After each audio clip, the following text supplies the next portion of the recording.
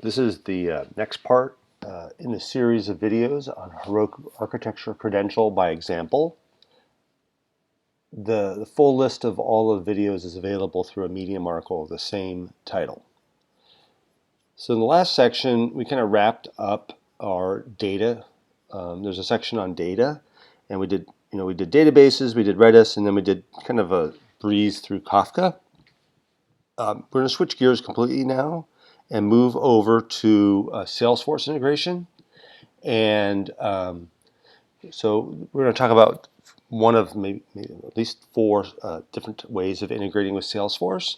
And the relevance here is, let's look at the docs for this. The relevance is that one of the primary advantages of using Heroku, other than the fact that it's particularly easy DevOps-wise, the other reason is that they have some deep integrations with Salesforce that make it particularly convenient to use Heroku if you're integrating with Salesforce. So switch gears for a second. Let's just review quickly, overview. So again, this is the training materials for the architecture credential. They do actually have a whole section. They've got a couple places, but they do have a separate whole section called Integrating with Salesforce. And there are different technologies. You'll see there's an agenda here, right? There's Heroku Connect, which we'll talk about next. It's a video. There's Salesforce platform events, which we'll hold off on. Calling Salesforce REST APIs. That's actually going to be this material that we're covering. And there's a couple others. Okay. So what we're going to do is talk about Salesforce REST APIs. Okay, and so at a surface, essentially, a REST is basically a standard way of writing APIs, and Salesforce exposes them, right? And the idea is we are going to just use some APIs as an example of taking our Heroku app and then getting data from Salesforce. Now, in theory, you could actually push data to Salesforce too. So there are some general patterns around using Salesforce REST APIs. First, there's the idea that you have to think about limits. So API calls are not unlimited to Salesforce. And matter of fact, if you just look at Salesforce REST API limits, they actually have a whole section on it. And they're fairly generous. So if you look carefully, this is a table here, and I had to kind of follow through it a couple times. But the general gist is, it's all measured by a 24-hour period. So right off the bat, you get 15,000 API calls per 24-hour period, right? And then you get 1,000. Well, if you have a regular Salesforce user, for every user license you have, you get 1,000. So, if you have 5 licenses, you get additional 5,000. And then up to a maximum of 1 million API calls. So that's per day. So that's quite a bit of activity. So you could actually go quite far with that many API calls. And again, that would be only really suitable if the API. I think the trick here though is if you're doing a consumer-facing app where you have millions of users and you need to make API calls, this probably pattern is not going to work because you're going to need to make way too many API calls. But if you were making an app or some external application that was directly related to Salesforce users, then you're up to 1,000 API calls per user per day. That seems like that's a lot of calls, and you can probably make an app work. So you really just got to think carefully about these limits when you're planning your project.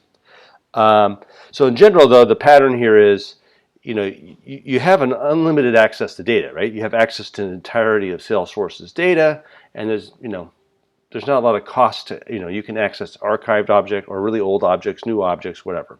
And what you're limited to is the number of API calls that you can make. So you just got to factor that in. There's other technologies where it'll kind of invert that equation. So we'll talk about that later. Okay, another big piece of understanding how to use is before you can use an API call, you have to authorize the API call.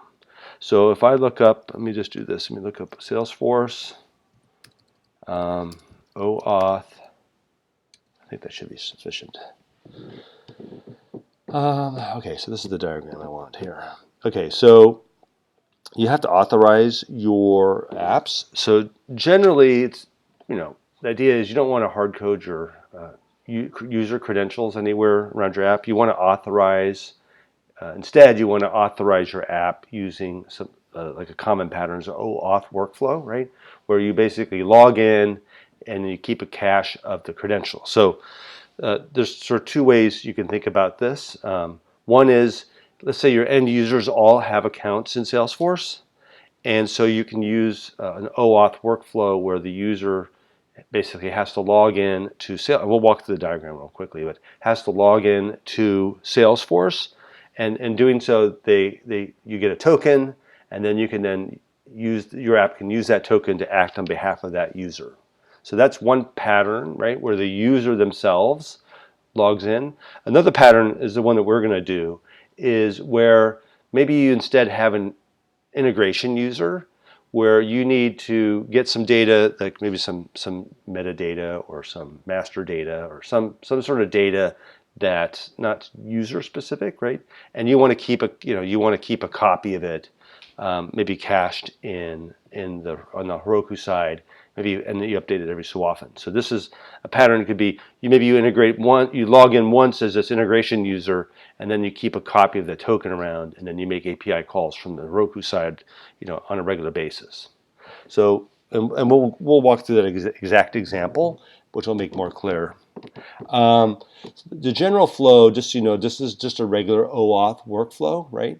So the idea is the first thing happens is you're in your client application, maybe a web app or something, and on a browser, and you first make an API call. You make basically an API call to a endpoint on your Heroku service, right? And then the user then is redirected to Salesforce, to a Salesforce login page. And that's what this piece is. The user then logs in, right? And then the user gets sent back to another page, right, which is like a callback page with an access token, which is it's not the actual final token, it's a token to get a token.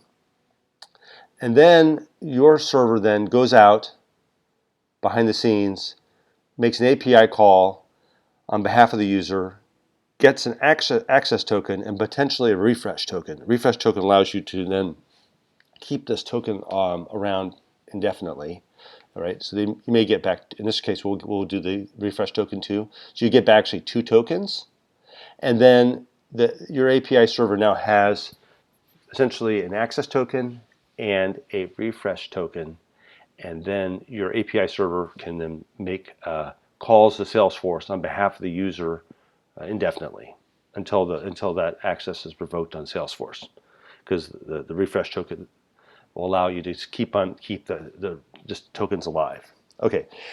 Okay, that's the basic flow. We'll see this kind of in play when we do our real example. So the first thing you need to do when you do all this is you need a Salesforce account to actually interact with. So if you go to developer,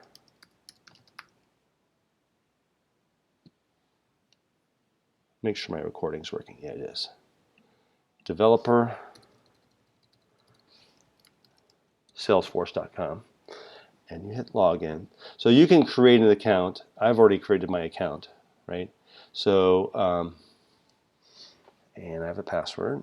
Okay. So when you come into here, and there's instructions. If you just go back again and Google Salesforce REST API, there's a section which will basically also walk you through the same steps I'm doing here, but I'm going to do them with you here.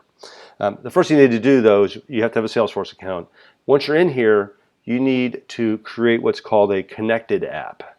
A connected app is just basically you need some credentials created on Salesforce that your external app can now talk to Salesforce with. And the way you do that is in setup. I think if you just type in app here, there is a app manager. Now I've already created mine, but you would just you'd come here and you'd type in new connected app, right? Instead of me doing that, I'm just going to look at what I set on my connected app, and so you can replicate it just by doing new. So new brings you to a new screen, just so you know, and you fill out some stuff, right? So I've already done this though, so let me go, I guess I just go back. Okay, if I go to, I have one called Hello Cert right here, right? It's a connected app, and I can hit edit. Let's see what the key parameters are here. So the first thing when you, and this is basically the same form, just the update version of it, right? You name it. Let's see if I can make this bigger. I don't know if they'll make it. Oh, they do make it bigger. Okay, that's good. So I've named it Hello Cert. I just gave my email address, right? I didn't fill anything else out. I checked the enable OAuth settings. Okay, and then one of the things you need to do is you need to so one of the flows is a callback URL, and again we saw it in the diagram, but we'll see it again. When after you log in, you basically need to get back to a URL, right? In this case, you need, here's one key thing: it has to be HTTPS. Okay, that has some implications on even our local development. Heroku itself is always HTTPS, so that's not a problem, but locally we'll have to do something to accommodate HTTPS. So, and then on top of that, you can have more than one. So you can see I've got my local development one, then I've got my staging and production apps, right, already in here. So you can use one connected app to serve up multiple actual endpoints. I just, in the tutorial, they just said basically check everything here under available scopes and move them over. In production, you're going to want to be a little bit more strategic about what you do or don't make available. So for now, I just did everything, just not to think about it. So, and then also I checked, I can't remember if I checked this or if it was default, but requires secret for web server flow. So we're going to do what's called the web server flow, which is where your API server is involved in obtaining the keys. So we did this, and I believe everything else was blank. Okay, okay. So let me hit cancel. So when you get, another key thing here is when you get one of these, if I hit view, right. So one of the things that you get when you create your connected app, right, you're going to get two things. One of the things you're going to get that you need is a consumer key, which is right here, and then you'll get a consumer secret. And well, I'm gonna delete all this before the video goes out. But there's a video. You click on it, and you get a consumer secret.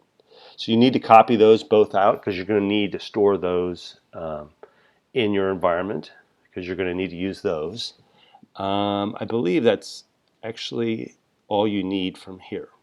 Okay, if we need to go back, we'll come back. Okay, so once that's set up, you've basically set up Salesforce to then be able to basically do an OAuth workflow and log in essentially to Salesforce with your credentials.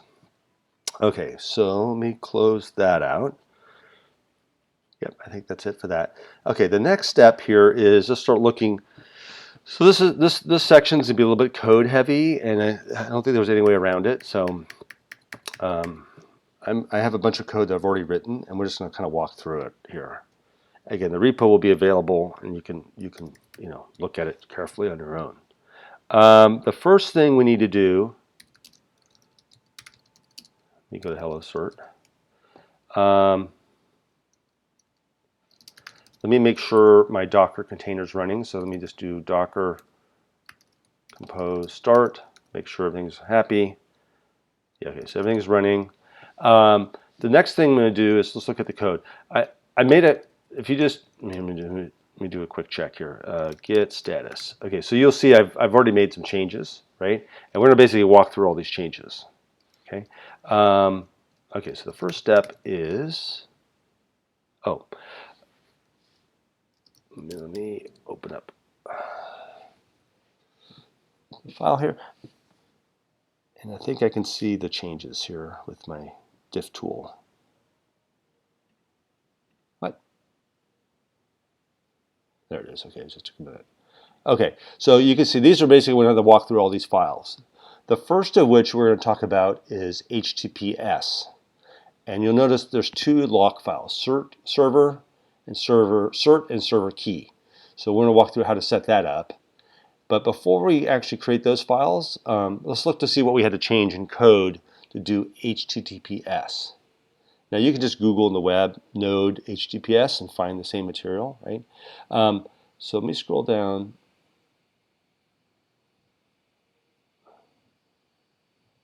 Now I'm gonna give me a second. I'm gonna pause the video because my computer is being busy. I'm gonna pause the video for a second.